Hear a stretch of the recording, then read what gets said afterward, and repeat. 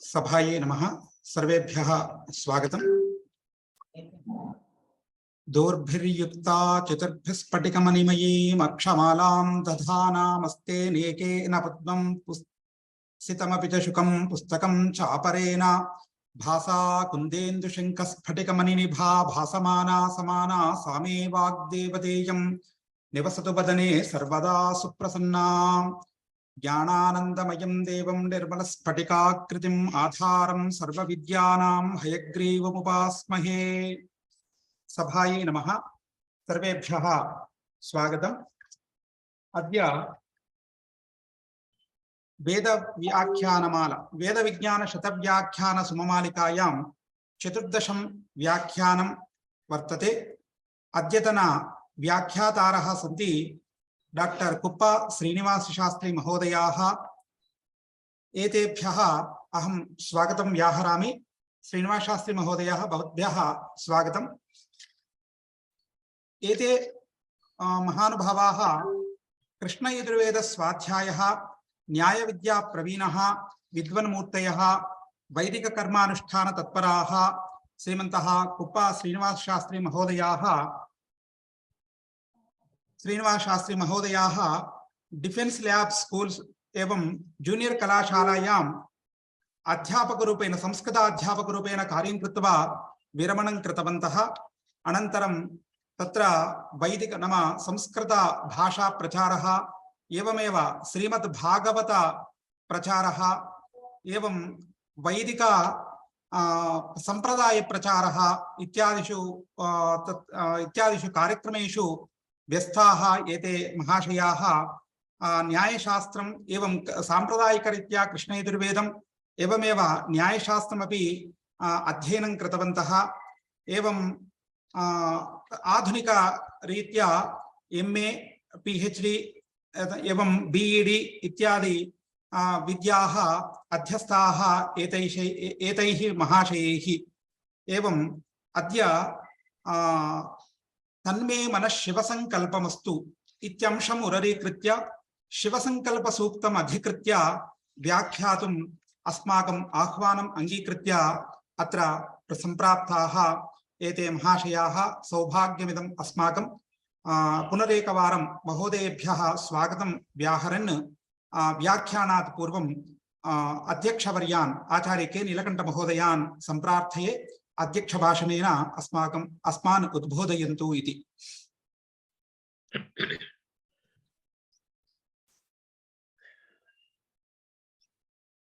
हरिः ओम्। श्री गुरुभ्यो नमः। श्रुतिस्मृतिपुराणानाम् आलयं करुणालयं नमामि भगवत्पादशङ्करं लोकशङ्करम्। ॐ मधुवातारुतायते मधुक्षरन्ति सिन्धवः माध्वे इन्नः सन्तोषधीः मधुनक्तमुतोषसि मधुमत्तार्थिवगुं व्रजः मधुद्यौरस्तु नः पिता मधुमान्नो वनस्पतिर्मधुमागुम् अस्तु सूर्यः माध्वेर्गावो भवन्तु नः। ॐ शान्ति शान्ति शान्तिः। ईशानः सर्वविद्यानां भूतानामीश्वरः परः पुनातु सर्वदा चास्मान् शब्दब्रह्ममयः शिवः।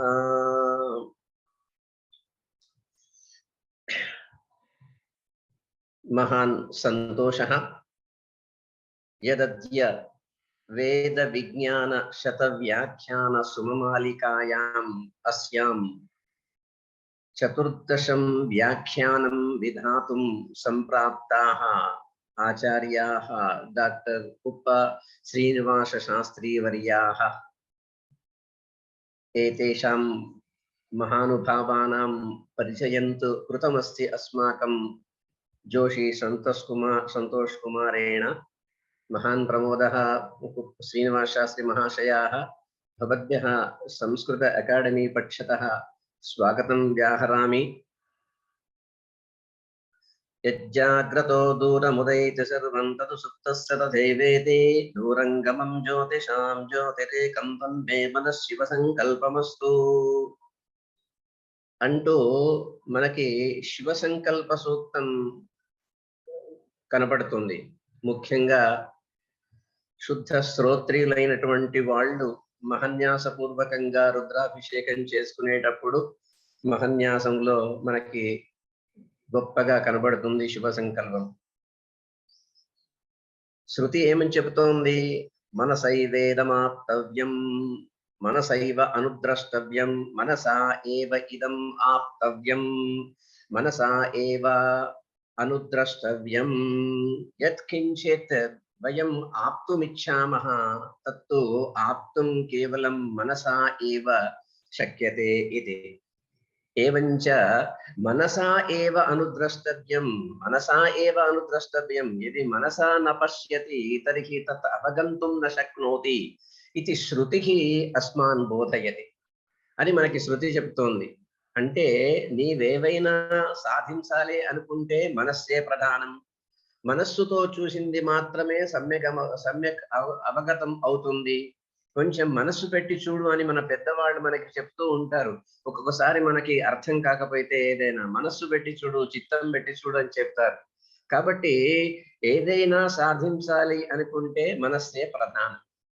నిశ్చలమైన, ప్రశాంతమైన, స్వచ్ఛమైన మనస్సు మనకి చాలా అవసరం.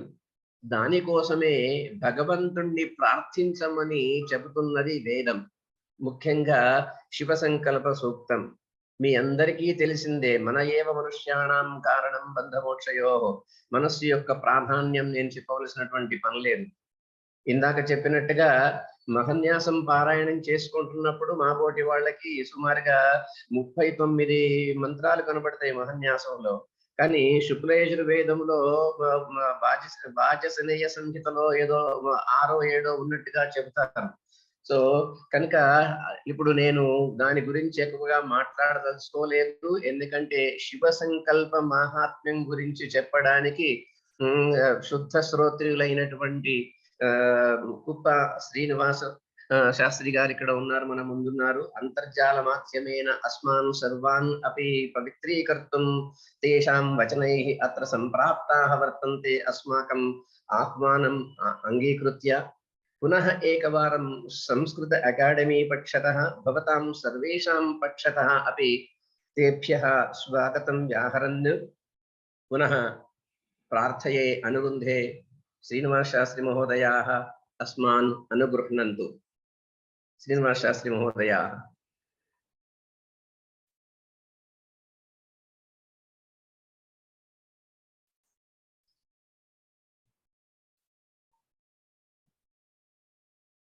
సంతోష్ వచ్చారు సార్. శాస్త్రి గారు, శ్రీనివాస శాస్త్రి గారు.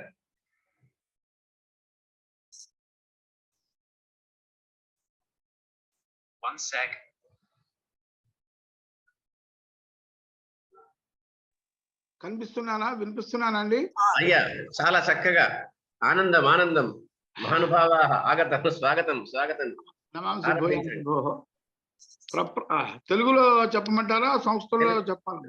తెలుగు, సంస్కృతంలో ఆరంభించండి, తెలుగులోనే చెబితే ఉత్తమం.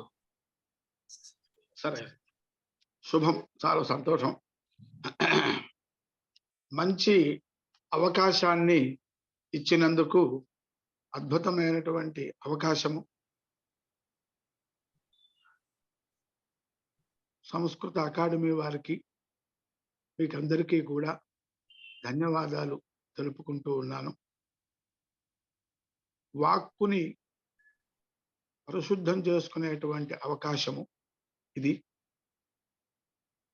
ఇక నాకు ఇచ్చినటువంటి అంశాన్ని ప్రస్తావించడానికి యథామతి ప్రయత్నం చేస్తాను. ఓం శ్రీ గురుభ్యో నమః. హరి ఓం. గణానాం త్వా గణపతిగుం హవామహే కవిం కవీనాముపమశ్రవస్తమం జ్యేష్ఠరాజం బ్రహ్మణాం బ్రహ్మణస్పత ఆనః శృణ్వన్నోతిభిः साधनम। ओम प्रणो देवी सरस्वती वाजेभिर्वाजिनीवती धीनामवित्रियावतु। यो वेदादौ स्वरः प्रोक्तो वेदान्ते च प्रतिष्ठितः तस्य प्रकृतिलीनस्य यः परः स महेश्वरः। शास्त्राब्धि पारदृश्वानं संगहीनं तपोनिधिं भजे श्री भारती तीर्थ गुरुं भद्र उघदायकम्। ओम మనకి శివ సంకల్ప తన్మే మనః శివ సంకల్పమస్తు అనేటువంటి విషయము. ఈ విషయాన్ని గురించి మనము తెలుసుకుందాము. ప్రారంభంలో ప్రార్థన చేస్తున్నాను. ఓం విశ్వం భూతం భువనం చత్రం బహుధా జాతం జాయమానం చయతు సర్వో హ్యేష రుద్రః తస్మై రుద్రాయ నమో అస్తు. यो रुद्रो अग्नौ यो अप्सु य ओषधीषु यो रुद्रो विश्वा भुवना विवेश तस्मै रुद्राय नमो अस्तु. आंगिकं भुवनं यस्य वाचिकं सर्ववाङ्मयम् आहार्यं चंद्रतारादि तं वन्दे सात्विकं शिवम्. ओम नमः शंभवे च मयो भवे च नमः शंकराय च मयस्कराय च नमः शिवाय च शिवतराय च। ओम नमस्ते अस्तु भगवन् विश्वेश्वराय महादेवाय त्र्यंबकाय त्रिपुरांतकाय त्रिकालाग्निकालाय कालाग्निरुद्राय नीलकंठाय मृत्युंजयाय सर्वेश्वराय सदाशिवाय श्रीमन्महादेवाय नमः। शारदा शारदाम्भोजवदना वदनाम्बुजे सर्वदा सर्वदास्माकं सन्निधिः सन्निधिं क्रियात्। ओम शिवाय गुरुवे नमः। నేటి వేద విజ్ఞాన శతవ్యాఖ్యాన సుమమాలిక పరంపరలోని తన్మే మనః శివ సంకల్పమస్తు అనేటువంటి నాకు ఇచ్చినటువంటి విషయం, నా యొక్క చతుర్దశ అనగా 14వ వ్యాఖ్యాన కుసుమాన్ని సర్వలోక శివంకరుడు సర్వ జీవ జడ పదార్థములకు శుభంకరుడైనటువంటి శంకరుని యొక్క చరణార విందముల ముందు సమర్పిస్తున్నాను. శంకరుడు సర్వేషాం జీవానాం శం కరోతీతి శంకరః. सर्वैः जीवैः विज्ञैः अज्ञैश्च यतु शं यादृशं शं सुखं प्रार्थ्यते तादृशं शं सुखं ददाति. अज्ञानाम् अन्नवस्त्रादिकं विज्ञानां ज्ञानामृतं मोक्षकारणं ज्ञानं मोक्षं च ददाति इति सः शंकरः इति अस्माभिः संप्रार्थ्यते कीर्त्यते च. अतः परन्तु अतः वयं सदा शंकरम् एव स्मरामः जीवन साफल्यार्थम्. महाविष्णुः भक्त्या यत्किंचित् पत्रं पुष्पं फलं तोयं यः प्रयच्छति तम अनुगृह्णाति. शंकरस्य तावतु एतेषु चतुर्षु पदार्थेषु एकः एव अलम्. तोयेन केवलं जलेन तुष्यति शंकरः, अत एव अभिषेक प्रियः शंकरः इति प्रसिद्धिः आगता. एकं तोयं स्वीकृत्य मोक्षमपि ददाति भगवान शंकरः. अतः मोक्ष स्वरूप एव सः आनंदो ब्रह्मेति व्यजानात् इति कृत्य शिव शब्दस्य मंगलम् अर्थं. मंगलः मंगलम् मंगलकरः मंगल स्वरूपः मंगलकरः. सर्वेषाम् आत्यन्तिकं मंगलं मोक्ष एव इति कृत्वा तादृश मंगल स्वरूपो भूत्वा మంగళదాయకశ్చ భూత్వా సహ శంకరः నామరూపరహితः పరం బ్రహ్మ శివः ఇతి కీర్త్యతే. रुद्रः इत्यपि उच्यते अस्माभिः. जीवानां रुदं दुःखं द्रावयति इति रुद्रः सः. एवञ्च रुद्रः शम्भुः शिवः शङ्करः इत्यादिना अस्माभिः कीर्त्यते, पूज्यते, स्मर्यते च. ततु मे मनः शिवसङ्कल्पम् अस्तु. మన యొక్క మనస్సు శివ సంకల్పము కలది అగుగాక. శివము అంటే మోక్షం, సంకల్పము సంకల్ప వికల్పాత్మకమే మనము. మనము ఏది తలుస్తామో ఏది ఆలోచిస్తామో అదే మనము అవుతాము. కాబట్టి సంకల్పము అంటే స్వరూపము, శివము అంటే మోక్షం. మనం మోక్ష స్వరూపులం, ఆనంద స్వరూపులం అగుదాము, అగుగాక శివానుగ్రహం చేత. ఎందుకంటే శివ స్వరూపమే మోక్షం కనుక. అందువల్ల మనం అందరం కూడాను మనం కోరుకోవాలి. ఏది? ఈ యొక్క జాగృతావస్థలో కోరుకోవాలి. ఈ జాగ్రత్తావస్థ అంటే మాయావస్థలో ఉన్నాం అన్నమాట. వస్తుతః మనము ఉచ్ఛ్వాస నిశ్వాసాది రూపేణ సోహం అనేటువంటి మంత్రము యొక్క ఆచరణని ఉచ్ఛ్వాస నిశ్వాస రూపేణ ఆచరిస్తూ మంత్రార్థాన్ని అనుసంధానం చేస్తూ మనము పరబ్రహ్మ స్వరూపులమే అని సర్వకాల సర్వావస్థలందు స్మరిస్తూ అనుకుంటూ బ్రహ్మవిదా ఆప్నోతి పరం అంటే బ్రహ్మవిత్ బ్రహ్మైవ భవతి అంటే బ్రహ్మ స్థితిలో ఉన్నట్టుగానే ఉంటున్నాము. కానీ ఆ ఎరుక మనకి లేదు. ఆ ఎరుక మనకి కలగాలి అంటే ఆ ఎరుక స్వరూపుడైనటువంటి ఆ ఎరుకని ఇచ్చేటువంటి ఆ శంకరుణ్ణే మనం ప్రార్థించాలి. అందువల్ల ఈ మనస్సు అనేటువంటిది సంకల్ప వికల్పాత్మకం కనుక ఈ మనస్సు అనేది మరి మనిషికి బంధాన్ని ఇస్తుంది, మోక్షాన్ని ఇస్తుంది, అంటే సుఖాన్ని ఇస్తుంది, దుఃఖాన్ని ఇస్తుంది. కాబట్టి మన ఏవ మనుష్యాణ కారణం బంధమోక్షయో అని చెప్పబడింది. అందువల్ల సంసారంలో బంధింపబడటానికి కానీ సంసారం నుండి మోక్షం పొందటానికి కానీ కారణం మన మనస్సే. ఎందుకనంటే బంధాయ విషయాసక్తం విముక్తి అయి నిర్విషయం స్మృతం. కాబట్టి ధ్యాయతో విషయాన్ పుంసః సంగస్తేషుపజాయతే అన్నట్టుగా విషయోన్ముఖమైన మనస్సు దుఃఖ కారణం, బంధ కారణం అవుతుంది. విషయ రహితమైనటువంటి మనస్సు మరి సుఖ కారణం, మోక్ష కారకం అవుతుంది. కనుక అటువంటి మనస్సు ఆ శివ సంకల్పం కావాలి, శివ సంకల్పం కావాలి, శివస్వరూపం కావాలి అనేటువంటి ఆ ప్రార్థనయే మనం చేయవలసిన ప్రార్థన. మనం నిత్యం చేస్తూనే ఉన్నాము. కానీ ప్రత్యేకంగా మనకు గుర్తు చేస్తూ ఉన్నది ఈ యొక్క శివ సంకల్ప సూక్తములోని మంత్రములన్నీ కూడా. కొన్ని ప్రత్యేకంగా 4 వేదములలోనూ కూడా సమానంగా ఉన్నవి, కొన్ని యజుర్వేదములోనే ఉన్నవి, కొన్ని ఖిలమంత్ర భాగములలోవి. ఈ విధంగా ఇందాక అధ్యక్షుల వారు చెప్పినట్లుగా మరి ఇవన్నీ కూడాను అనేక వేదములలో నుంచే సంగ్రహింపబడినటువంటివి. 39 మంత్రములు ఉన్నాయి సుమారుగా.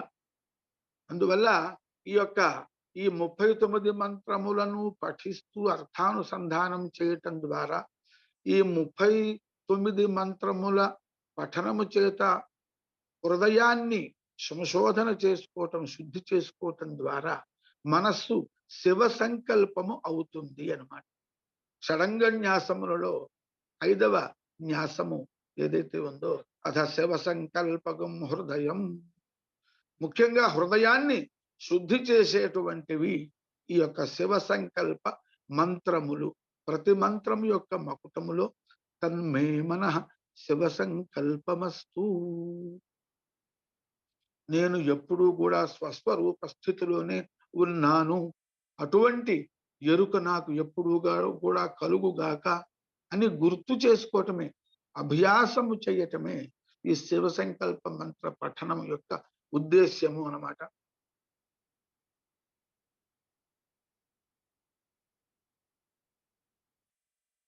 మనకి తెలుసు, అర్జునుడు చెప్పాడు, మనో దుర్నిగ్రహం చంచలం చంచలం హి మనః కృష్ణ ప్రమాథి బలవత్ దృఢం అని చెప్పాడు. దీన్ని వశం చేసుకోవటం నాకు చేత కావట్లేదు, నా వల్ల కావట్లేదు అని చెప్తే శ్రీకృష్ణ పరమాత్మ ఉపదేశం చేశాడు, అభ్యాసేనతో కౌంతేయ వైరాగ్యేణ చ గృహ్యతే. అభ్యాస వైరాగ్యముల ద్వారా మనస్సుని వశం చేసుకునైనా స్వాధీనం చేసుకో, గెలువు. అప్పుడు ఆ మనస్సుని సంకల్ప వికల్ప రహితముగా చెయ్యి. అప్పుడు మనస్సు సహజముగా లయమైపోతుంది. అప్పుడు త్రికాలాబాధ్యమైనటువంటి ఆ యొక్క సత్య వస్తువు, బ్రహ్మ వస్తువు అది ప్రకాశితమవుతుంది. సమస్తము అందులో లీనమైపోయి తత్స్వరూపంగా మారిపోతుంది అని పరమాత్మ ఉపదేశం చేస్తాడు. అందుకని దాని యొక్క ఆ విధంగా అటువంటి అతి చంచలమైనటువంటి మనకి శత్రువు కూడా, మిత్రువు శత్రువు కూడా ఆ మనస్సే. అటువంటి మనస్సుని వశం చేసుకోవాలి అంటే, లయం చేసుకోవాలి అంటే మన మనస్సుని మనం శివ సంకల్పం చేయాలి. అందుకోసము ఈ శివ సంకల్ప మంత్ర పఠనము, అర్థానుసంధాన రూపమైనటువంటి అభ్యాసాన్ని మనము చెయ్యాలి. శివ అంటే మోక్ష అని కూడా చెప్పుకోవచ్చు. సమ్యకు కల్ప్యతే ఏన తతు శివ సంకల్ప. శివ సంకల్పం మనః. శివ అంటే మోక్ష స్వరూపము, మోక్షము, మోక్షకారకమైన సాధనము, మోక్షకారకమైన అభ్యాసములు, క్రియాదులు ఏవైతే ఉన్నాయో శివారాధనా రూపమైనటువంటిది అది సమ్యకు కల్ప్యతే అంటే మనను ఆ తత్వముతో అనుసంధానము చేసేట్టు చేస్తుంది. ఆ తత్వ స్వరూపులము మనం అయ్యేటట్లుగా అనుగ్రహింపబడేటట్టు చేస్తుంది. కనుకనే శివ మోక్ష సమ్యకు కల్ప్యతే ఏన తత్ శివ సంకల్పం. అటువంటి శివ సంకల్ప స్వరూపంగానే మనం మనస్సుని చేసుకోవాలి. అభ్యాసం, మనస్సు అంటే వేరే సాధారణమైన ఇతరమైన లౌకికమైన ప్రాపంచిక విషయ స్వరూపమైన సంకల్ప వికల్పాత్మకం కాకుండా తద్భిన్నమైనటువంటి నిత్య శుద్ధ బుద్ధ ముక్త సత్య స్వరూపమైనటువంటి ఆ యొక్క పరబ్రహ్మ స్వరూపముగా మనస్సును మార్చుకోవాలంటే మనస్సు లయం చేసి ఆ మిగిలిన దాన్ని ప్రకాశింపచేయాలి. అంతే. చీకటి సూర్యోదయం అయితే చీకటి వెళ్ళిపోతుంది. కాబట్టి ఆ సూర్యోదయాన్ని మనం ఆ కల్పించుకోవటమే, అనుసంధానం చేసుకోవటమే ఈ యొక్క శివ సంకల్పము అన్నమాట. అది దాని యొక్క తాత్పర్యం.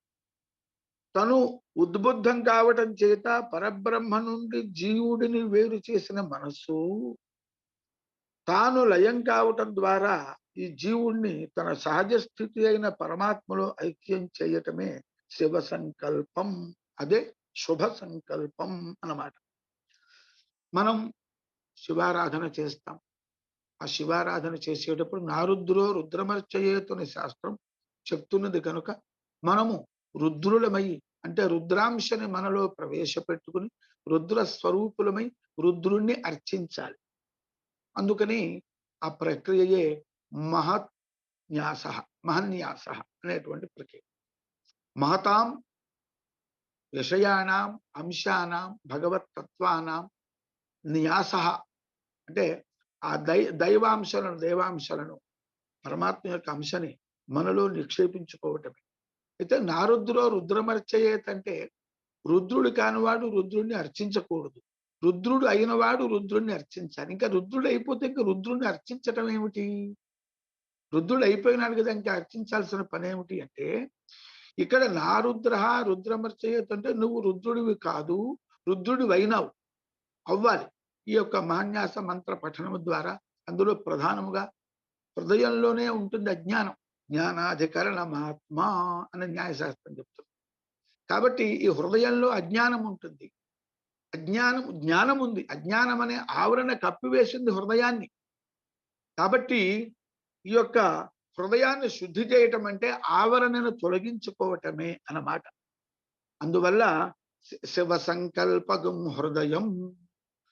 ఈ శివ సంకల్పం, ఈ మంత్ర పఠనం ఒక్కొక్క మంత్రంలోనూ ఏ విధమైనటువంటి విషయాన్ని తత్వాన్ని మనకి బోధించిందో ఆ మంత్రము మనం తెలుసుకుందాము.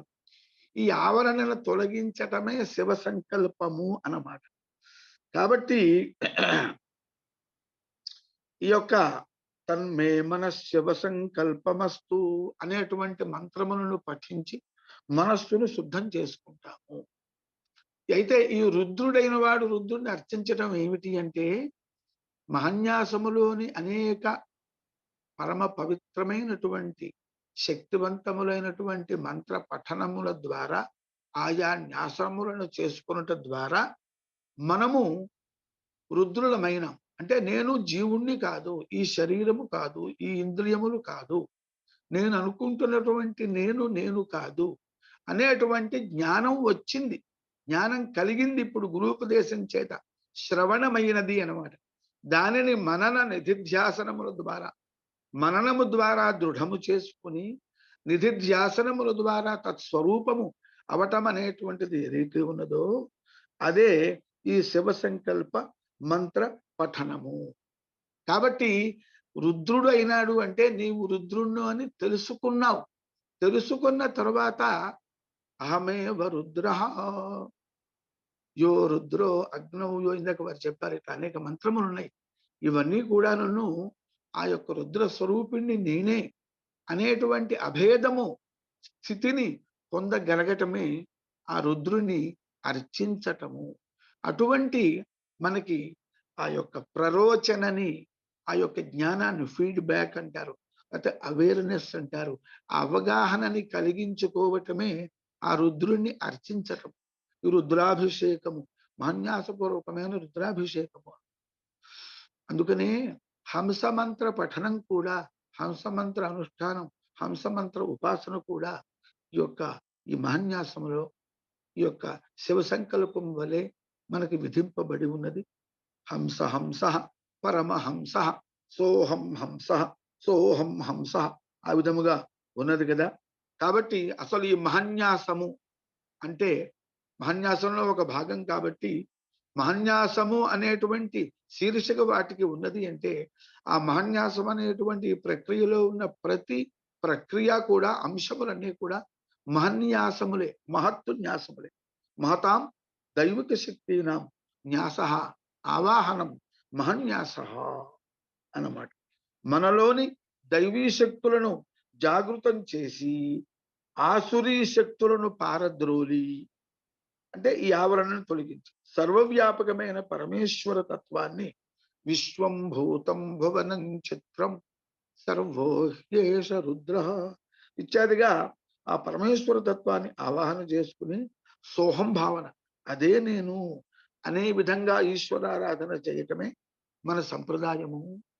మన యొక్క సంధ్యావందనం దగ్గర నుంచి మరి అత్యంత శ్రౌత యాగములు పెద్దవైనటువంటివి, పరమ పవిత్రమైనటువంటి పౌండరీక వాజపేయాది వాజపేయాది క్రతువుల వరకు కూడాను ఈ పరబ్రహ్మోపాసనయే, సోహం ఉపాసనయే చెప్పబడుతున్నది. ఎందుకనంటే అసావాదిత్యో బ్రహ్మేతి బ్రహ్మైవ సన్ను బ్రహ్మాప్యేతి య ఏవం వేద అసావాదిత్యో బ్రహ్మ అని సంధ్యావందనంలో సాక్షాత్తు పరబ్రహ్మోపాసన చేస్తున్నాం. అహం బ్రహ్మాస్మి అనేటువంటి ఉపాసన చేస్తున్నాం. గురువు గాయత్రి మంత్రోపదేశము ద్వారా తత్వం మసేను ఉపదేశం చేశాడు. దానిని స్వీకరించి అహం బ్రహ్మాస్మి అని అనిర్వచనీయమైన అనుభవైక వైద్యమైన ఆ యొక్క ఆ పరబ్రహ్మ తత్వాన్ని అనుసంధానం చేసుకుంటూ అనుభవిస్తూ తత్స్వరూపులమై నామరూప గుణ క్రియాది సర్వ వికార శూన్యులమై తత్స్వరూపమై మనము ఎప్పటికీ ఉండిపోతున్నాము. అది మనకి విధించినటువంటి సంధ్యావందనం దగ్గర నుంచి ఈ రుద్రాభిషేకం వరకు కూడా ఇంకా సర్వకర్మల యొక్క తాత్పర్యము, అంతఃసూత్రము అదే అన్నమాట. అందువల్ల తన్మే మన శివ సంకల్పమస్తు అంటూ త్రికరణ శుద్ధిగా మనం చేసేటువంటి ఈ శివ సంకల్ప సూక్త మంత్ర పఠనము అనేది అహం బ్రహ్మాస్మి అనేటువంటి బ్రహ్మోపాసనతోనే సమానము అని నా యొక్క భావన. నాకు అనిపించినటువంటి విషయాన్ని పెద్దల విజ్ఞుల ముందు విన్నవిస్తున్నాను. మహాన్యాస క్రమంలో శివ సంకల్ప సూక్త పఠనం కంటే ముందు అంటే దాంతో పాటు సమానంగా దాంతో పాటుగా తత్సహచారిగా అనమాట హంస మంత్రానుష్ఠానం కూడా మనం చేస్తాం. ఏమిటి అందులో హంస సోహం, హంస సోహం, సోహంస సోహం. అది మనము ఉచ్ఛ్వాస నిశ్వాస రూపంలో చేస్తూనే ఉన్నాం, ఉపాసన చేస్తూనే ఉన్నాం అనేటువంటి విషయం తెలియకపోవటమే. అసలు బ్రహ్మ ఏమిటి, నువ్వు బ్రహ్మ అయి ఉన్నావు, బ్రహ్మను పొందటం ఏమిటి. అందుకనే బ్రహ్మ విదాప్నోతి పరం అనే స్థితిలో బ్రహ్మను అయి ఉన్నాను అని తెలుసుకోవటమే అని దాని యొక్క తాత్పర్యం. అలాగనే హంసాయ విద్మహే పరమహంసాయ ధీమహి తన్నో హంస ప్రచోదయాతు. అటువంటి ఎరుక ఆ హంస స్వరూపుడైనటువంటి పరబ్రహ్మ యొక్క ప్రచోదన వలన నుంచి మాత్రమే, అనుగ్రహం వలన నుంచి మాత్రమే మనకి కలుగుతుంది. ఈశ్వర అనుగ్రహాదేవ పుంసాం అద్వైత భావన అని చెప్పి పెద్దలు చెప్పారు, గురువులు చెప్పారు, శాస్త్రం చెప్పింది. కాబట్టి ఈ యొక్క శివ సంకల్ప సూక్త పఠనం అనేటువంటిది అంటే మహాన్యాస ప్రక్రియ జీవుణ్ణి దేవుణ్ణి చేస్తుంది అన్నమాట. ఈ యొక్క ప్రక్రియలో మరి 5వ న్యాసమైనటువంటిది, ఇందులో మళ్ళీ 6 అంగములు ఉన్నాయి. ఈ 6 అంగములు కూడా వరుసగా అది హృదయ న్యాసము, శిరోన్యాసము, శిఖాన్యాసము, అప్రతిరథ సూక్త మంత్ర పఠనము, తర్వాత ఆ కవచం అనమాట, అప్రతిరథ కవచం. అలాగనే నేత్రన్యాసము, అస్త్రన్యాసము, దిగ్బంధము ఇత్యాదిగా అనేకటువంటి విషయాలు ప్రత్యేకంగా ఉన్నాయి. అందులో మొట్టమొదటిది హృదయాన్యాసం, హృదయ శుద్ధి కోసం. అథ శివ సంకల్పకం హృదయం అన్నమాట. ఈ హృదయము అంటే మన మనస్సే. మనస్సుకి హృదయానికి కూడా నన్ను అభేదము అని చెప్పారు మనకి పెద్దల శాస్త్రంలో. ఈ మనస్సు ఎక్కడ ఉంటుంది? హృదయంలో ఉంటుంది. మనం నమస్కారం చేసేప్పుడు హృదయం దగ్గర చేతులు జోడించి నమస్కారం చేస్తూ ఉన్నాం. నీవెవరురా అంటే హృదయం దగ్గర చేతులు చూపిస్తున్నాం మనం.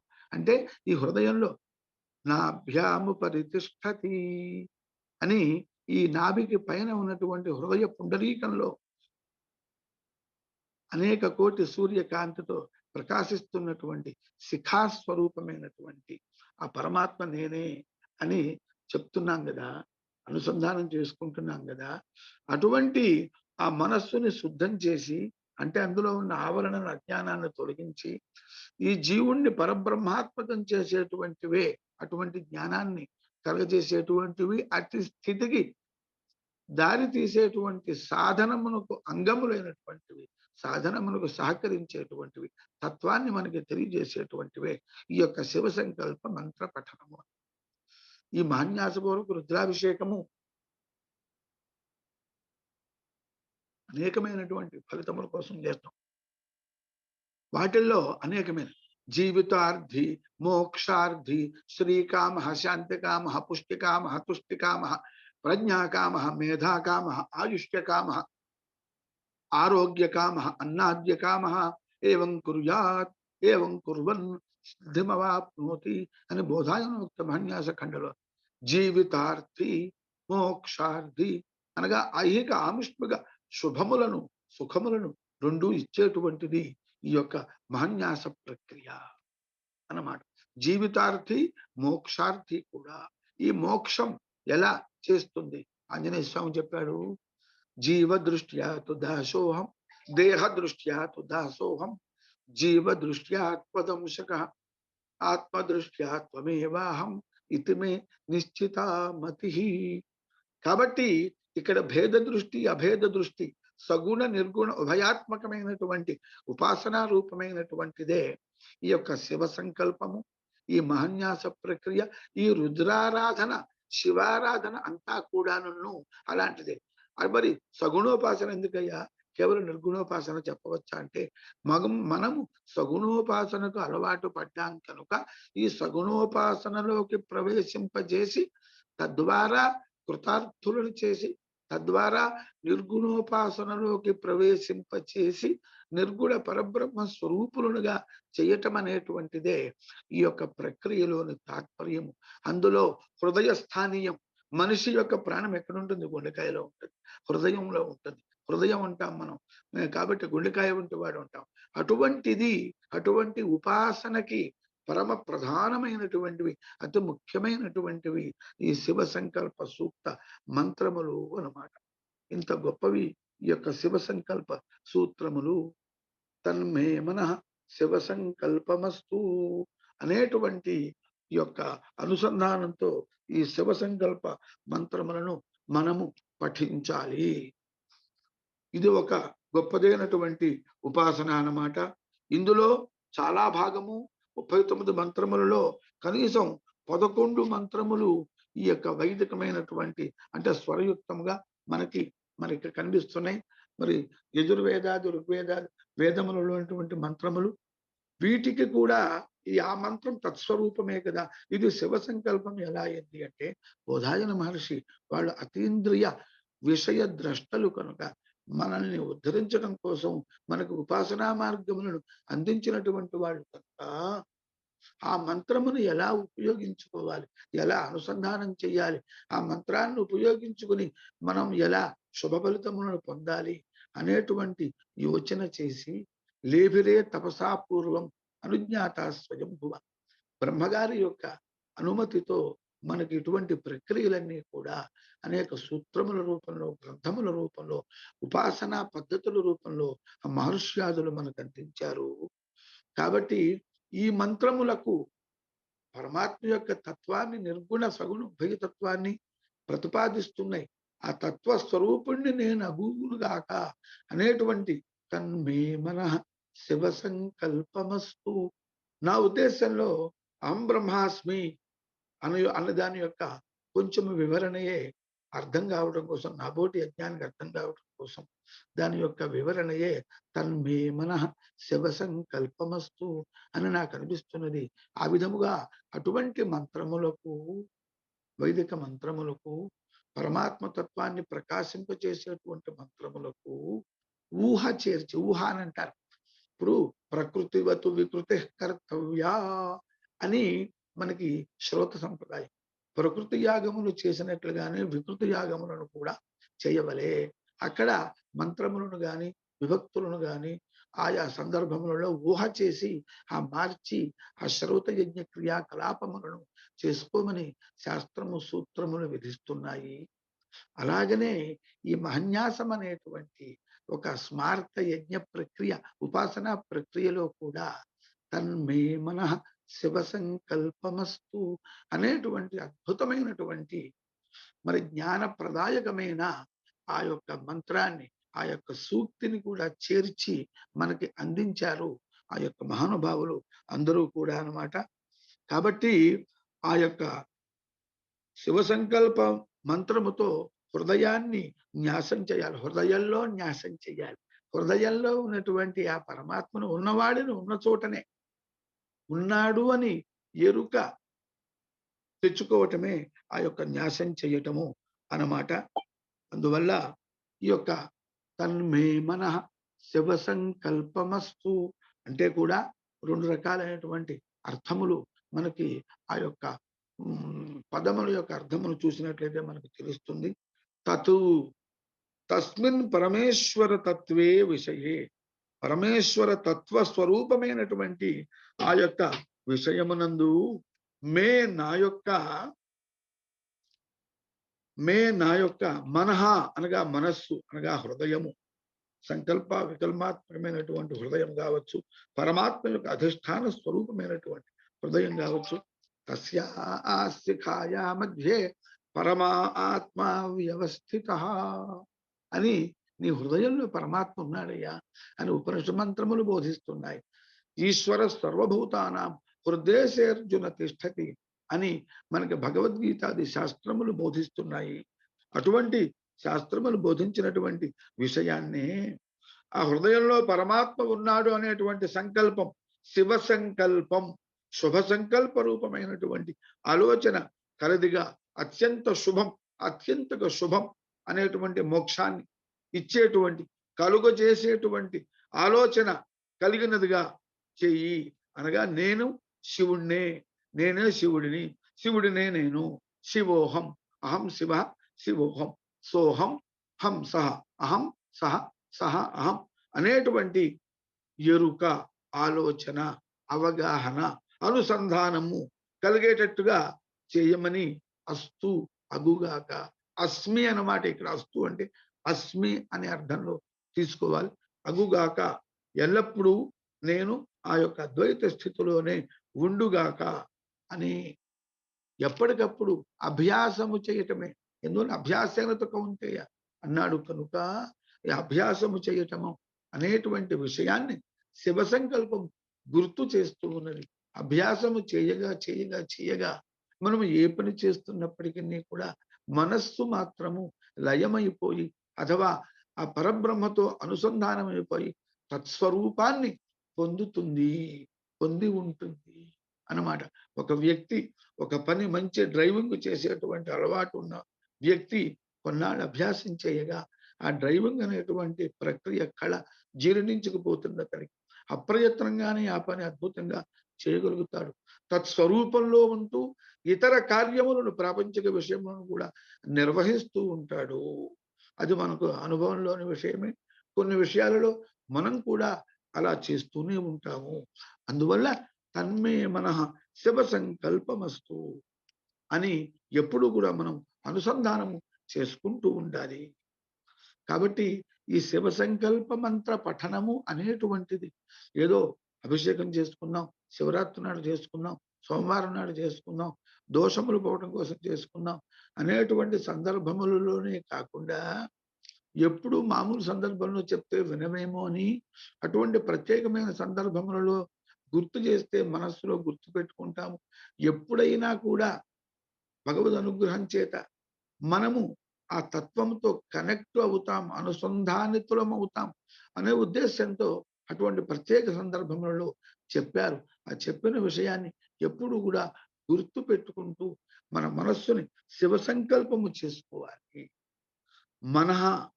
మన అవబోధనే అనేటువంటి యొక్క ధాతువు నుంచి వచ్చిన మనస్సు అంటేనే తెలుసుకునటం, జ్ఞానం, అవగమనం, ఎరుక అన్నమాట. కాబట్టి ఈ యొక్క మనః శివ సంకల్పం అంటే నేను జీవుణ్ణి కాదు పరబ్రహ్మనే, జీవో బ్రహ్మైవ నాపరః అనేటువంటి ఈ అనుసంధానము కలగటమే మనః శివ సంకల్పం.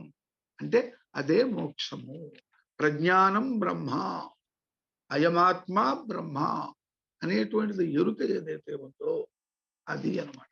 జీవో బ్రహ్మ ఇవ నాపరః అనేదే శివ సంకల్పం. మనః శివ సంకల్పం. మనః అనేది విశేషంగా చూసుకున్నట్లయితే శివ సంకల్పం విశేషణంగా అనిపిస్తుంది, కానీ అది కాదు. శివ సంకల్పం అనేది విశేష్యము, మనః అనేది విశేషణం. విశేషణము విశేష్యములో సమన్వయం కావాలి. ఈ మనస్సు శివ సంకల్ప స్వరూపమైనటువంటి శివస్వరూపమైన జ్ఞానస్వరూపమైన సత్యం జ్ఞానమనంతం బ్రహ్మ అనేటువంటి పరబ్రహ్మ స్వరూపమైన జ్ఞాన స్వరూపం కావాలి. మనః శివ సంకల్పం. ఈ మనస్సు శివుడిలో లీనమైపోవాలి, పరబ్రహ్మలో లీనమైపోవాలి. మనస్సు అంటే లీనమైపోయేటువంటి ఒక మాయ, అందులో నుంచి వచ్చింది. లేదది, అది లేకపోవటమే లీనం కావటం. ఆ ఎరుకయే మన శివ సంకల్పం అస్తు అని మనం కోరుకోవటం. కాబట్టి మనః శివ సంకల్పం మొదటనేమో సాధన సమయంలో నా మనస్సు ఇతర విషయముల జోలికి పోకుండా, ఎందుకంటే బంధాయ విషయాసక్తం విముక్త్యై నిర్విషయం స్మృతం అన్నారు. విషయములను గురించి ఆలోచించి ఆలోచించి ఆలోచించి సంగస్తేషు ఉపజాయతే, సంగాత్ సంజాయతే కామః, కామాత్ క్రోధోపజాయతే, క్రోధాత్ భవతి సమ్మోహః, సమ్మోహాత్ స్మృతి విభ్రమః, స్మృతి భ్రంశాత్ బుద్ధినాశః, బుద్ధినాశాత్ బుద్ధినాశః. బుద్ధి అంటే నాశము, అంటే బుద్ధి అంటే జ్ఞానం, అహం బ్రహ్మాస్మి అనే జ్ఞానం. బుద్ధి నాశ అంటే అహం బ్రహ్మాస్మి అనేటువంటి జ్ఞానాన్ని పోగొట్టుకొని అహం బ్రహ్మ నాస్మి అనేటువంటి మాయలో పడిపోవటం. ఆ మనస్సు భ్రష్టస్య కావాగతి అన్నట్టుగా విషయోన్ముఖమైనప్పుడు ఆ మనస్సు పరిపరి విధాలుగా భ్రష్టుల్ని చేస్తుంది. కాబట్టి అలా కాకుండా మనస్సుని మళ్ళించుకోవాలి అన్నమాట. అలా మళ్ళించుకోవటం అనేటువంటిదే ఆ శివ సంకల్పం. ఎంత గొప్పదంటే అది ఆ ఆ స్మరణ చేతనే మనకి ఎంతో చక్కగా జ్ఞానాన్ని అనుసంధానాన్ని కలుగజేస్తుంది అన్నమాట. కాబట్టి ఆ యొక్క ఎరుక కలది అగుగాక నా మనస్సు తత్స్వరూపమైపోవుగాక నా మనస్సు అనేటువంటి ఉపాసనయే, అనుసంధానాత్మకమైన అభేద అద్వైత ఉపాసనయే ఈ శివ సంకల్ప మంత్ర పఠనం యొక్క తాత్పర్యం. అంటే మరి క్రియ ఏమో మనము చేస్తూనే ఉన్నాం, చేస్తూ ఉంటే భావన మాత్రం అభేద భావనతో, భేద భావనతో క్రియ చెయ్యాలి. అభేద భావనతో మనము అనుసంధానితులమయ్యి జీవన్ముక్త స్థితిని, జీవన సార్థక్యాన్ని, జీవన సాఫల్యాన్ని పొందాలి. ఇంత విషయాన్ని ఈ యొక్క శివ సంకల్ప మంత్రములు మనకి అందిస్తూ ఉన్నాయి. అటువంటి అర్థాన్ని చెప్తూ ఉన్నాయి. మనల్ని అటువంటి జ్ఞానము కలవాణ్ణిగా మనల్ని చేస్తూ ఉన్నాయి అన్నమాట. అంత గొప్పదైనటువంటి శివ సంకల్ప మంత్ర పఠనము చేయగలగటము, చేయగా చేయగా చేయగా ఆ అర్థాన్ని తెలుసుకోగలగటము, తెలుసుకున్న తర్వాత ఆ యొక్క ఆ అర్థముతో అనుసంధానమైపోవటం, తత్స్వరూపమైపోవటం అనేటువంటిది ఈశ్వరానుగ్రహాదేవ పుంసాం అద్వైత వాసన. ఈశ్వర అనుగ్రహం వల్లనే కనుక, శివాజ్ఞ లేనిదే చీమైనా కుట్టదు కనుక శివుణ్ణి అర్చించాలంటే శివుడు మనల్ని ఆజ్ఞాపించాలి. ఆ ఆజ్ఞాపించటమే శివుడు మనకి అనుమతి ఇవ్వటం అనేటువంటిది. ఆ శివుడు మనకి అనుమతి ఇవ్వాలి, ఆజ్ఞాపించాలి అంటే శివానుగ్రహం కావాలి. ఆ శివానుగ్రహం కోసం చేసేటువంటిదే ఈ మాన్యాస ప్రక్రియలో ఆ హృదయ స్థానీయమైనటువంటి ఈ శివ సంకల్ప మంత్ర పఠనము అన్నమాట. బృహదారణ్యకాది ఉపనిషత్తులు ఇవన్నీ కూడా మనస్సు అన్న, హృదయం అన్న సమానార్థకంలో ఆ మనోపదములను ఆ యొక్క ఈ వాడబడింది. ఆ అర్థంలో పెద్దలు చెప్తారు, భాష్యాదుల్లో చెప్పబడింది కనుక మనస్సు అంటే హృదయం కనుక, తత్సంబంధితమైన మనస్సులు కనుక హృదయన్యాసము చెయ్యమన్నారు. మనం మంత్రం పఠిస్తూ ఉన్నప్పుడు హృదయం మీద చెయ్యి ఉంచుకుని తన్మే మనః శివ సంకల్పమస్తు అనేటువంటి అటువంటి అర్థానుసంధానం నాకు కలుగుగాక అని ప్రార్థన చేసుకోవాలి. సప్రశ్రయంగా ప్రార్థన చెయ్యాలి. అందులో అద్భుతమైనటువంటి విషయం, ఏ నేదం భూతం భువనం చిత్రం బహుధా జాతం జాయమానం చయతు ఏన యజ్ఞస్త్రాయతే సప్తహో తన్మే మనః శివ సంకల్పమస్తు. ఏనేదం భువనం భవిష్యత్ పరిగృహీతమృతేన స్వం. ఇదంతా కూడా అమృతేన పరిగృహీతం, అమృత స్వరూపమైనటువంటిది సర్వము కూడా. ఏన యజ్ఞస్త్రాయతే సప్తహోత తన్మే మనః. భగవంతుని యొక్క ఉచ్ఛ్వాస నిశ్వాస స్వరూపమైనటువంటి భగవంతుని యొక్క శబ్ద స్వరూపమైన తనువు ఏదైతే ఉందో అది పూర్వకాండలో పూర్వభాగములో లోక కళ్యాణకారకమైనటువంటి రూపముగా భావిస్తూ ఉన్నది. యజ్ఞ స్వరూపం అటు లౌకిక అలౌకిక ఉభయాత్మకమైనటువంటి ఆ పరబ్రహ్మ తత్వమును నేను అగుదులుగాక అనేటువంటిది అన్నమాట. ఇందులో చూడండి, ఆ శివ నామము, శివ శబ్దము ఎంత మంగళదాయకం అంటే, శివనామని భావితేంతరంగే, శివనామ స్మరణ చేత ఈ జీవుడు శివుడు అవుతున్నాడు. శివ అనే అక్షరములు చూడండి, దాన్ని తిరగవేస్తే వశీ అవుతుంది. శివ అనేటువంటి నామస్మరణ చేత తిరగబడిన మన జీవితము మరలా తిరగబడుతుంది.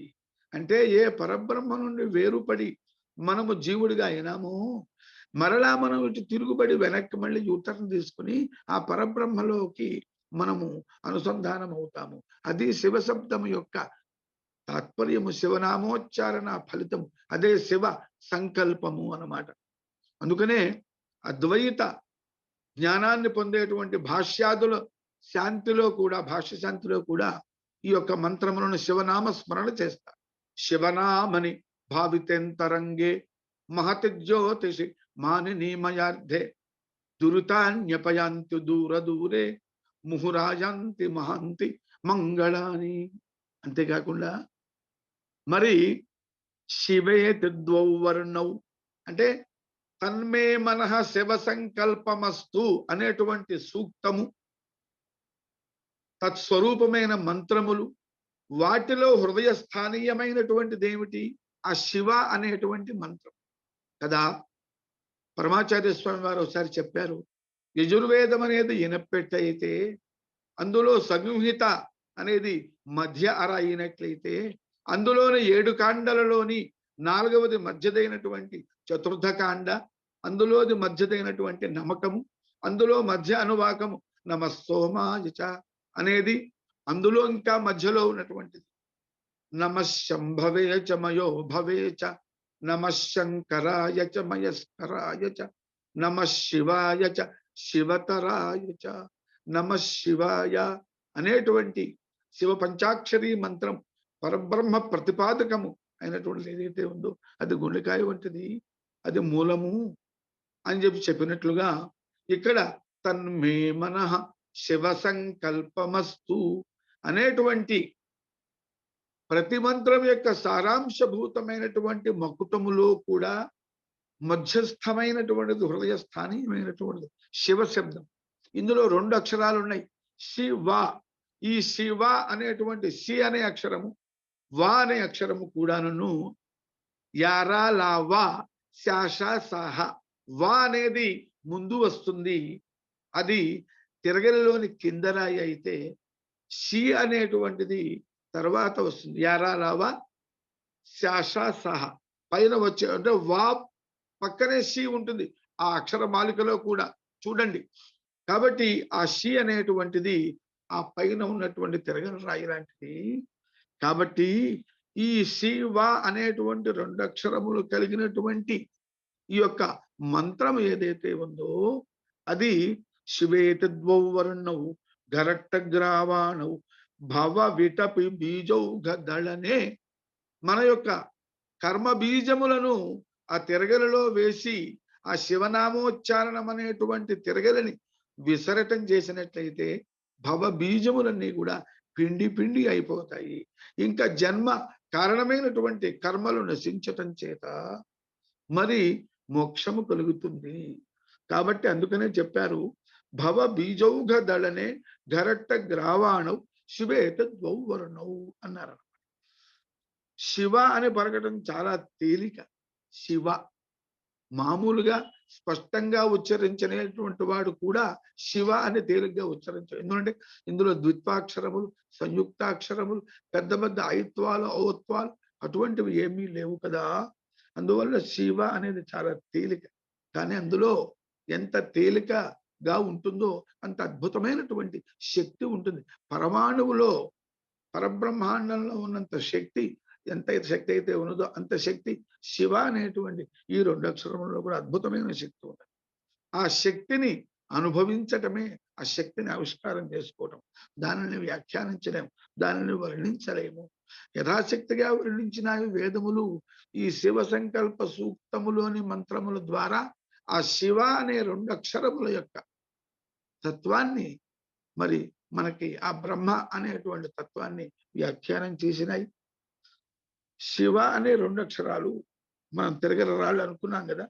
కాబట్టి శివనామ స్మరణ చేత, శివ సంకల్ప మంత్ర పఠనం చేత, ఆ శివ సంకల్ప మంత్రములలో చెప్పబడిన వైదికమైన ఖిలమైనటువంటి మంత్రములలోని అర్థమును అనుసంధానం చేసుకోవటం చేత మనము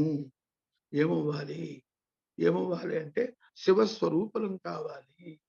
తతు త్వం అసి అన్నప్పుడు తతు త్వం, త్వం అంటేనేమో కించజ్ఞత్వ విశిష్ట చైతన్యము, తతు అంటేనేమో సర్వజ్ఞత్వ విశిష్ట చైతన్యము. ఇప్పుడు సర్వజ్ఞత్వ విశిష్ట చైతన్యం కించజ్ఞత్వ విశిష్ట చైతన్యంతో అభిన్నం ఎలా అవుతుంది? కాదు కదా. కాబట్టి ఈ అభేదం అనేది ఎలా అస్మి అని చెప్పబడిన అభేదం, అసి అని చెప్పబడిన అభేదం ఎలా సంపన్నమవుతుంది అంటే జహద లక్షణ స్వీకారం చేసి మనము ఈ తత్వపదంలోని సర్వజ్ఞత్వ విశిష్ట చైతన్యము అందులోనే సర్వజ్ఞత్వ వైశిష్ట్యాన్ని తీసివేసి త్వం పదార్థమైనటువంటి కించజ్ఞత్వ విశిష్ట చైతన్యంలోని కించజ్ఞత్వ వైశిష్ట్యాన్ని తీసివేసి చైతన్యం చైతన్యాభిన్నం అయిపోతుంది కదా. అదే జీవో బ్రహ్మైవ నాపరః. అటువంటి తత్వాన్ని చెప్పేటువంటివే శివ అనే మూల హృదయ స్థానీయమైనది శివ సంకల్పము. శివ సంకల్పాత్మకములైనటువంటి శివ సంకల్ప సూక్తములోని మంత్రములు అన్నీ కూడా అన్నమాట. కాబట్టి ఈ విషయాన్ని ఆదిశంకరులే మనకి చెప్పారు. ఇంకా ఆలోచించినట్లయితే శివ తిరగేస్తే వశి అవుతుంది కదండి. వశి అంటే వశము, సర్వమును తన వశములో ఉంచుకుని తత్స్వరూపమైనటువంటి వాడు. వశి అంటే మాయను వశము చేసుకున్నవాడు అన్నమాట. కాబట్టి శివ అందాక మనం ఒకసారి చెప్పుకున్నాం, మరణంలో ఒకసారి స్మరించుకుందాం. శివ అని సంకల్పం చేస్తే అది తిరగబడిన మన జీవితాన్ని మరలా తిరగబడేటట్టు చేసి యథాతథ స్థితికి స్వస్వరూప స్థితిని మనకు అందిస్తుంది, తత్స్వరూపులుగా మనల్ని చేస్తుంది. అంటే ఏమిటన్నమాట, తిరగబడ్డ మన జీవితం అంటే మాయ వలన మనం పరబ్రహ్మ నుండి వేరుపడ్డాం.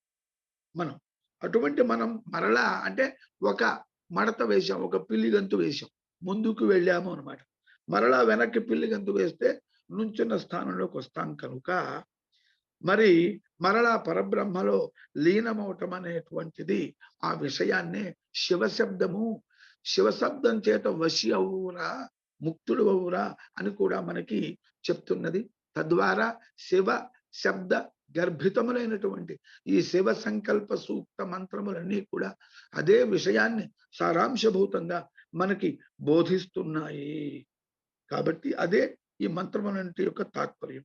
అందువల్ల మనం ప్రతిరోజు కూడా శివ సంకల్పాలను పఠించి ఈ జీవుడు అయినటువంటి మనము శివుడు కావాలి. శివ శివేతి శివేతి శివేతి వా, హర హరేతి హరేతి హరేతి వా, భవ భవేతి భవేతి భవేతి వా, భజ మనః శివమేవ నిరంతరం. మరి అందువల్ల శివనామస్మరణ మోక్షదాయకం. మోక్షదాయకం మోక్షదాయకం అంటే ఒక మోక్షదాయకమే కాదండి, ఐకమైనటువంటి ఫలములన్నిటినీ కూడాను మనకి ఈ శివ సంకల్ప సూక్త మంత్రములు మనకి అందిస్తున్నాయి, బోధిస్తున్నాయి. అటువంటి ఫలితాలను కూడాను ఆ శంకరుడు పరమాత్మ మనకి ఇస్తాడండి. ఓం త్ర్యంబకం యజామహే సుగంధిం పుష్టివర్ధనం ఉర్వారుకమివ బంధనాత్ మృత్యోర్ముక్షీయ మహామృతాతు. జీవుడు పుడుతూనే మృత్యు బంధముతో పుడతాడు. ఈ జీవుణ్ణి శివుడు మృత్యు బంధము నుండి విడిపింప చేస్తాడు. మృత్యు బంధము నుండి ఎప్పుడైతే విడిపింప చేశాడో అప్పుడు స్వస్వరూప స్థితిలో ఉన్నాడు, అంటే పరబ్రహ్మ స్థితి వస్తుంది. అదే మనకి ఉపనిషత్తు కూడా మృత్యోర్మా అమృతంగమయ, ఇది ఫలము. దీనికి ముందు సాధనం ఏమిటి? తమసో అసతోమ సద్గమయ. నేను అసత్తుని జీవుణ్ణి అనుకుంటున్నాడే, అటువంటి అజ్ఞానమును పోవటానికి సాధన చెయ్యాలి. నేను సత్తును అని తెలుసుకోవాలి. దానికి గురువనుగ్రహం, భగవదనుగ్రహం కావాలి. అందుకోసం భగవంతుని ప్రార్థన చేస్తున్నాం. చేయమని ఉపనిషత్తు సులభంగా ఒక వాక్యంలో చెప్పింది. అసతోమ సతు గమయ ప్రాపయ స్థాపయ తమసోమ జ్యోతిర్గమయ. దానికి అడ్డంకి ఏమిటి? నీవు అయి ఉన్నావు కదా, ఎందుకని అనుకోవటం లేదు అంటే, అయ్యా నన్ను తమస్సు ఆవరించి ఉంది కాబట్టి నేను తమస్సులో ఉన్నాను. కాబట్టి తమస్సులో నుండి నన్ను బయటికి తీయి. తమస్సుని పోగొట్టాలంటే ఏమి అక్కర్లేదు, వెలుగు వస్తే తమస్సు దానంతరం తొలగిపోతుంది. గదిలో చీకటిగా ఉన్నది, లైట్ వేస్తే చీకటి పోతుంది. కాబట్టి తమసహమా జ్యోతిర్గమయ. కాబట్టి నాలోని తమస్సును పోగొట్టి జ్యోతిని దర్శనం చేయించు అని మనం ప్రార్థన చెయ్యాలి, ప్రయత్నం చెయ్యాలి, సాధన చెయ్యాలి. ముందు ప్రార్థన, తర్వాత సాధన. ఈ సాధన వల్ల ఏమవుతాం మనం? మృత్యోర్మ అమృతంగమయ జనన మరణ రూప సంసార సుడిగుండం నుండి మరల బయటికి వచ్చేసేసి స్వస్వరూపలో ఉండిపోతాము అన్నమాట. కాబట్టి ఈ త్ర్యంబకం యజామహే అనేటువంటిది అద్భుతమైనటువంటి అటువంటి విషయాన్ని మనకి బోధిస్తూ ఉన్నది. ఉదాహరణ మనకి బోధిస్తూ ఉన్నది. అలాగనే ఇంకొక మరి అందులోనూ మనకి సమయాన్ని బట్టి మనం ముందు వైదిక మంత్రములను అర్థములను స్మరించుకుని తదితర మంత్రములలోకి వెళదాం. ఒక్కొక్క మంత్రము కూడా ఒక్కొక్క మణి వజ్రము అద్భుతమైన సాధనము.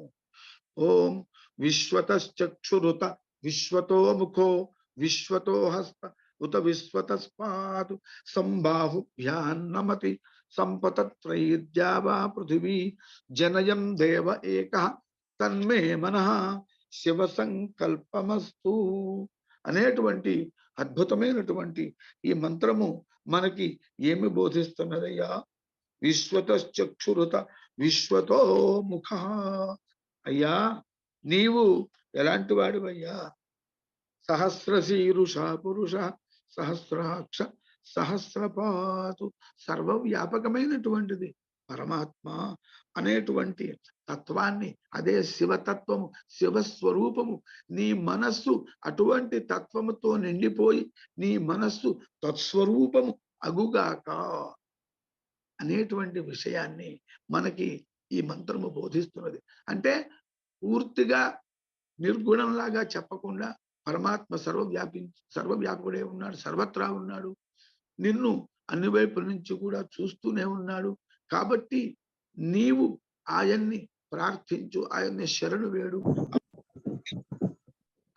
అటువంటి ఆలోచన పెట్టుకో అని మంత్రం మనకి ఈ విధమైనటువంటి ఉపాసనని మనకి తెలియచేస్తూ ఉన్నది. ద్యావా పృథివీ జనయన్ దేవ ఏకః అని ఈ మంత్రమే అంటే అది కూడా నన్ను మనకి బోధించినాయి. ద్యావా పృథివీ జనయన్ దేవ పరమాత్మలో నుండి యథోవా ఇమాని భూతాని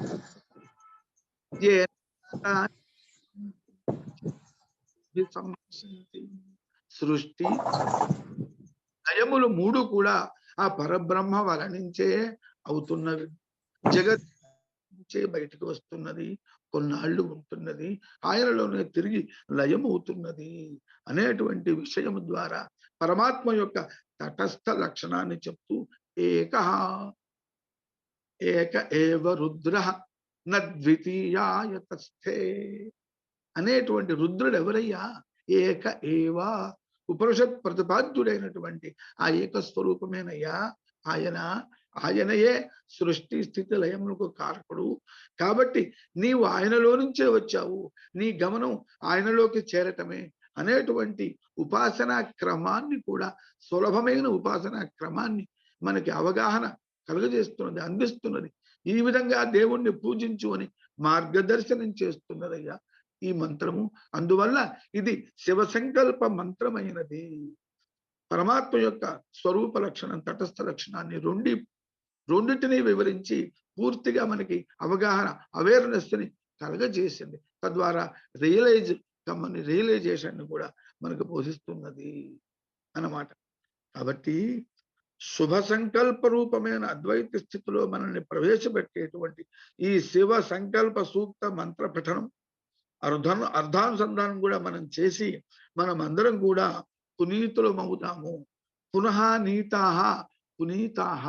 పునః తీసుకుని వెళ్ళి ఒక వ్యక్తి, ఒక బాలుడు ఒక ఎగ్జిబిషన్లో, ఒక దేవోత్సవంలో, జాతరలో తప్పిపోతే మరలా ఆ పోలీసు వాళ్ళు, ఎవరో తెలిసిన వాళ్ళు ఆ వ్యక్తిని తల్లిదండ్రుల వద్దకు చేర్చినట్లుగా అక్కడికి తీసుకెళ్ళి వాళ్ళతో కలిపినట్లుగా పునః నీతాః, పునః పరబ్రహ్మణి నీతాః ప్రాప్తాః స్థితాః భవేమ.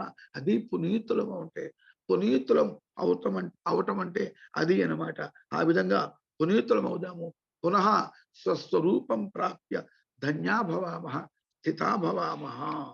అది అటువంటి స్థితిని మనకు అందిస్తున్నాయి ఈ యొక్క ఈ యొక్క ఈ శివ సంకల్ప మంత్రములు. చూడండి ఎంత గొప్పవో. హృదయంలో చేతులు, కాళ్ళు, మరి ఇంకా ఇతర శరీరావయములు అన్నింటికీ కూడా శక్తినిచ్చేటువంటిది, మూలభూతమైనటువంటిది, ఆధారభూతమైనటువంటిది ఈ యొక్క హృదయము వలె హృదయ శుద్ధి చేసేటువంటి హృదయ స్థానీయములు, మహన్యాసం అనే ప్రక్రియలో హృదయ స్థానీయములైనటువంటి శివ సంకల్ప సూక్త మంత్రములు ఎంత గొప్పవో చూడండి. ఒక్కొక్క మంత్రము కూడా ఒక్కొక్క ఉపనిషద్ వాక్య స్వరూపము. అందువల్ల అటువంటి మంత్రములను మనం ఉపాసన చేద్దాము. అర్థగం సత్యం పరం బ్రహ్మ పురుషం కృష్ణ పింగళం ఊర్ధ్వరేతం విరూపాక్షం విశ్వరూపాయ వై నమో నమః తన్మే మనః శివ సంకల్పమస్తు. పరమాత్మ సర్వవ్యాపి, సర్వభూతాంతరాత్మ, ఏకో దేవ, సర్వవ్యాపి, సర్వభూతాంతరాత్మ అని చెప్పబడినట్టుగా దేశకాల వస్తు ఇత్యాది రహితమైనటువంటి చాలా అబాధితమైనటువంటి సత్యస్వరూపమైన తత్వమే ఉమా ఒక స్త్రీ రూపంలో ఉద్భవించిందయ్యా. దాని యొక్క అసలు స్వరూపము ఇటువంటివి కంటే అతీతమైనటువంటిది, నిర్గుణమైనటువంటిది. కాబట్టి దానిని ఉపాసన చెయ్యి. ఆ స్థితిని చేరేటట్టుగా నీ మనస్సుని శివ సంకల్పము చేసుకో అని ఈ యొక్క పరబ్రహ్మోపాసన, రత సత్య ఉపాసనని ఈ మంత్రము మనకు అందిస్తున్నది. అంతేకాదు బ్రహ్మజ్ఞానం ప్రథమం పురస్తాతు విసీమత సురుచో వేన ఆవహ సబుద్ధ్యా ఉపమా అస్య విష్ఠాః సతశ్చయో నిమసతశ్చ వివహ తన్మే మనః శివ సంకల్పమస్తు. అసద్వా ఇదమగ్ర ఆసీత్. సర్వ జగత్ సృష్టి కంటే ముందుయే ఆ పరమాత్మ ఉన్నాడు. జగత్తు ఉన్నప్పుడు ఉన్నాడు, జగత్తు లీనమైపోయినప్పుడు కూడా ఉన్నాడు. అటువంటి స్వయం ప్రకాశమానమైనటువంటి ఆ యొక్క తత్వము అగ్ని స్వరూపంలో, ప్రకాశ స్వరూపంలో విరాజిల్లుతూ ఉన్నది. ఆ తత్వము నా ఎడ శుభం కరము అగుగాక, శుభ సంకల్పముగా, శుభకరమగుగాక అంటే ఆ తత్వం మనల్ని కూడా స్వస్వరూపముగా అనుగ్రహించుగాక అనేటువంటి అర్థం కదా. ఈ యొక్క శివ సంకల్ప మంత్ర పఠనము ద్వారా తదితర మంత్రముల చేత పరమాత్మని సగుణ స్వరూపముగా, సద్యోజాతాది పంచముఖములు కలిగిన వాడిగా, మరి అటువంటి ధ్యాన కాలాభ్రమరాంజనద్యుత నిభం అని అటువంటి అద్భుతమైనటువంటి శ్లోకములలో వర్ణింపబడినటువంటి ఆయా ముఖములు, ఆయా కళలు, ఆయా ఆయుధములు, ఆయా స్వరూపములు కలిగినటువంటి వాటి సగుణ స్వరూపంగాను ఉపాసన చేసి ఈ మంత్రములలో, శివ సంకల్ప మంత్రములలో అంతర్గతంగా, అంటే గంగా యమున సరస్వతి నదులలో అంతర్వాహిని అయినటువంటి సరస్వతి స్వరూపములో, జ్ఞాన స్వరూపములో అంతర్గతంగా ఉన్నటువంటి ఆ బ్రహ్మజ్ఞానాన్ని, బ్రహ్మోపాసనని, బ్రహ్మతత్వాన్ని కూడా అనుసంధానము చేసుకుంటూ మనమందరం కూడా శివ సంకల్పములు, శివ సంకల్పులం, మంచి సంకల్పం, ఆయన సత్సంకల్పం అండి, సిద్ధ సంకల్పుడు, సంకల్ప సిద్ధులు ఉంటారు. ఆ విధంగా శివ సంకల్పులము, సంకల్ప శివుములం. అంటే సంకల్పము చేత శివస్వరూపాన్ని పొందటము, శివస్వరూపాన్ని, శివతత్వాన్ని అందరికీ అందించటము. అలాగనే మన సంకల్పమే శివస్వరూపముగా కలవాళ్ళము అవుదాము. ఆత్మద బలద యస్య విశ్వ ఉపాసతే ప్రశిషం యస్య దేవాః యస్య ఛాయామృతం యస్య మృత్యుః కస్మై దేవాయ హవిషా విధేమా. మరి భేషాస్మాద్వాతః పవతే. ఏ సూర్యచంద్రాదులకు శక్తినిచ్చి వాళ్ళని ఆజ్ఞాపిస్తున్నాడో పరమాత్మ, తన యొక్క సృష్టి లీలలో ఈ యొక్క ఉపయోగించుకుంటున్నాడో అనుచరులుగా, అటువంటి పరమాత్మ నన్ను అనుగ్రహించుగాక. ఆ పరమాత్మతో నా మనస్సు నిండిపోవుగాక. ఆ పరమాత్మ చరణార విందముల యందు నా మనస్సు ఒక పుష్పమగుగాక, సమర్పితమగుగాక అనేటువంటి భావనని మనకి కలుగజేస్తున్నది. భీషాస్మాత్ తత్వతే భీషోదేత సూర్య భీషాస్మాత్. అయ్యా నాకు తెలియదండి, నేను దాన్ని నెగ్లెక్ట్ చేస్తాను, గుర్తించను అంటే అట్ట కాదురా. నీకంటే ఎన్నో రెట్లు శక్తి, అనేక రెట్లు శక్తి కలిగినటువంటి సూర్యచంద్రాదులే ఆయన భయం చేత ఆయన కర్తవ్యాన్ని నిర్వహిస్తున్నారు, అసైన్డ్ డ్యూటీని నిర్వహిస్తున్నారు. నువ్వెంత? కాబట్టి వాళ్ళ మార్గంలో వెళ్ళి యోనూచానః సను మహాన్, మన సంస్కృత సంస్థానం యొక్క మోటో అది, లక్ష్య వాక్యం కనుక యోనూచానః సను మహాన్, పెద్దలు మరించిన మార్గంలో నడిచి వారి వలె ధన్యుడు అవురా అవ్వవలసిందిగా మనకి ఈ యొక్క సూక్తములన్నీ కూడా చెప్తూ ఉన్నాయి. యో రుద్రో అగ్నవు యో అప్సు య ఓషధి. పరమాత్మ లేని తత్వం ఏముందండి? పరమాత్మ ఉన్న తత్వం ఏదో చూపెట్టు అంటే ఎవరో అడిగారు, దేవుడు ఎక్కడున్నాడో చూపెట్టు అంటే ఆ గురువు గారు దేవుడు లేని చోటు నువ్వు చూపెట్టు, దేవుడు ఉన్న చోటు నేను చూపెడతా అన్నాడు. ఆ విధంగా యో రుద్రో అగ్నవు యో అప్సు య ఓషధీషు యో రుద్రో విశ్వ భువన వివేశ, సమస్త భువనములను ఆవేశించి, not external, even also from internal. ఆ విధంగా ఎందుకంటే తత్ సృష్ట్వా తదేవానుప్రావిశతు తదను ప్రవిశ్య సత్యత్యక్చా భవతు నిరుక్తంచ నిరుక్తంచ అని ఆ పరమాత్మ యొక్క సృష్టి ప్రకారాన్ని మనకు ఉపనిషత్తులు, అద్భుతమైనటువంటి ఉపనిషత్తులు, నిర్వికారులైనటువంటి నిరపేక్షులైనటువంటి లోక కళ్యాణకారులైనటువంటి మహర్షులు దర్శించినటువంటి, మహర్షులకు పరమాత్మ అనుగ్రహించినటువంటి అత్యంత స్వచ్ఛమైనటువంటి నిర్మలములైనటువంటి జ్ఞానస్వరూపములైనటువంటి ఉపనిషత్ మంత్రములు మనకి బోధిస్తున్నాయి కదా. మరి అటువంటి తత్వాన్ని అనుసంధానం చేసుకోమని శివ సంకల్పం మనకి సలహా ఇస్తున్నదండి. గంధద్వారాందురాధరుషాం నిత్యపుష్టాం కరీషిణీం ఈశ్వరీం సర్వభూతానాం తామిహోపస్మయే సర్వభూతాధిపతయే ఓం నమ ఇతి అని మనం ఉపాసన చేస్తూ ఉంటాము. సమస్త జీవులకు కూడా పరమాత్మ చతుర్దశ భువనాధీశ్వరుడు అని కూడా ఆయన్ని ఉపాసన చేస్తూ ఉంటాము. నిత్య పుష్టాం, నిత్య పుష్టాం అంటే ఎప్పుడూ కూడా బ్రహ్మానందముతో ఉండేది. ఆ బ్రహ్మానందము బృహదానందము, బృహత్ స్వరూపమైనటువంటి ఆనందం, తరగనటువంటి ఆది మధ్య అంత్యరహితమైనటువంటి ఆ బ్రహ్మానంద స్వరూపమే నిత్య పుష్టాం అన్నమాట. అటువంటి శ్రీ స్వరూపమైనటువంటి ఆ పరమాత్మ తత్వాన్ని మనము ఉపాసన చేస్తున్నాము, మేము ఉపాసన చేస్తున్నాము. ఉపాసన చేసి శుద్ధులమవుతాము, శుద్ధులమంటే ముక్తులమవుతాము అని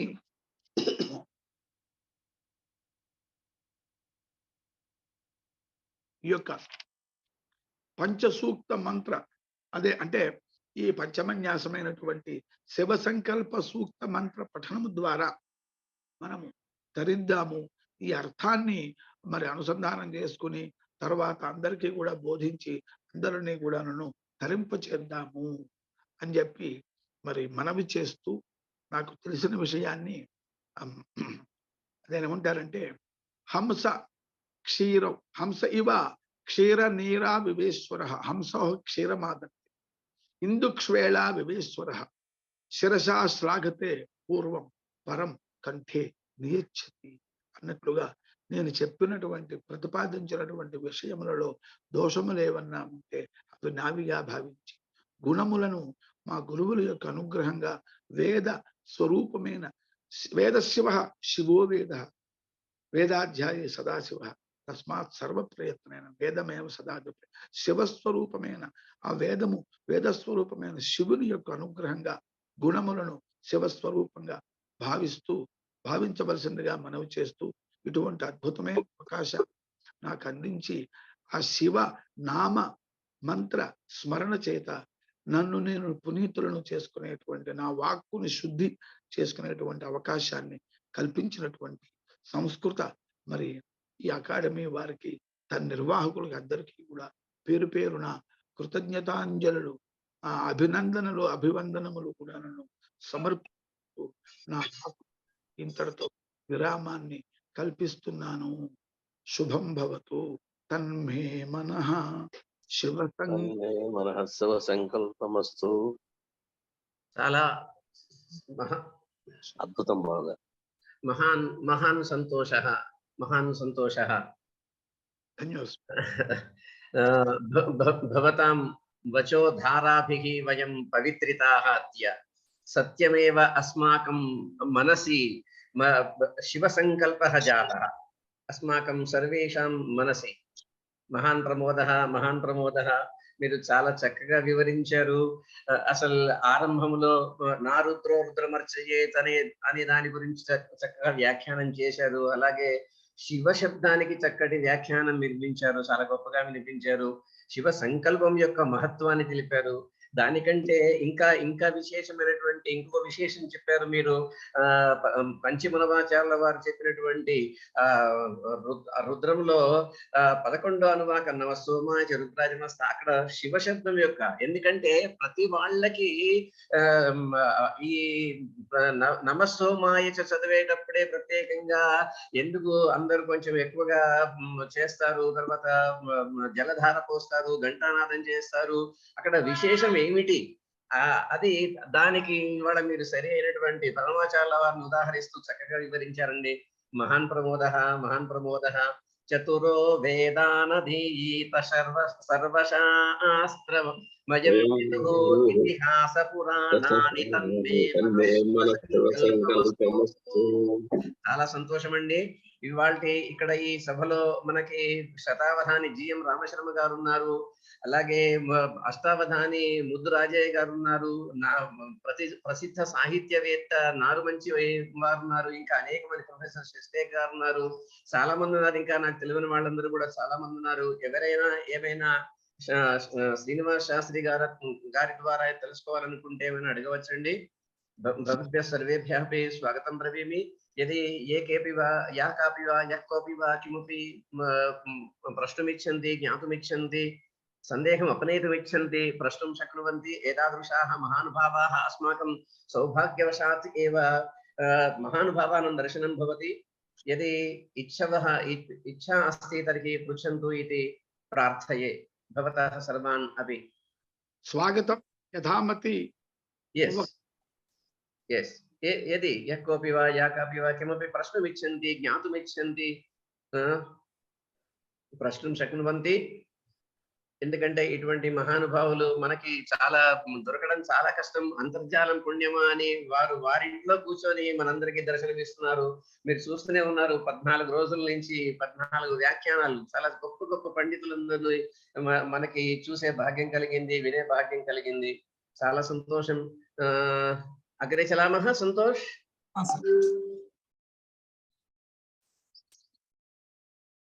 సంతోష్. Okay okay. వ్యాఖ్యాన సారాంశాన్ని అంతా కూడా నిర్దేశకుల వారే వివరించారు. కాబట్టి మా ఆహ్వానాన్ని మన్నించి వెంటనే మా ఆహ్వానాన్ని మన్నించి ఈ వ్యాఖ్యానము కొరకై విచ్చేసినటువంటి డాక్టర్ కుప్ప శ్రీనివాస్ శాస్త్రి మహోదయులకు ఏవం సంస్కృత అకాడమీ పక్షాన హృదయపూర్వక ధన్యవాదాలను సమర్పిస్తున్నాను. అదేవిధంగా సభలో ఉన్నటువంటి పెద్దవాళ్ళకి అందరికీ కూడా ధన్యవాదాలను, కృతజ్ఞతాంజలి తర్వాత ధన్యవాదాలను సమర్పిస్తున్నాను. తర్వాత రేపటి కార్యక్రమంలో